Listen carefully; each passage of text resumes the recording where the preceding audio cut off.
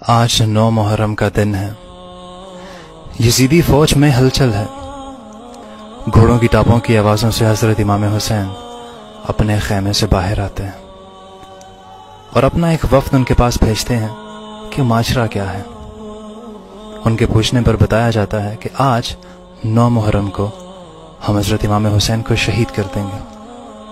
یہ پیغام دوبارہ امام حسین تک پہنچایا جاتا ہے تو امام حسین فرماتے ہیں کہ ان سے کہو کہ آج کی رات ہم اللہ کی عبادت کرنا چاہتے ہیں، استغفار کرنا چاہتے ہیں، اللہ کا ذکر کرنا چاہتے ہیں۔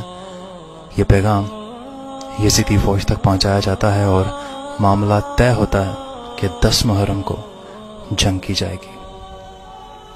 حضرت امام حسین اپنے تمام ساتھیوں کو اکٹھا کر کے ان سے بات چیت کرتے ہیں، اپنا خطبہ فرماتے ہیں اور کہتے ہیں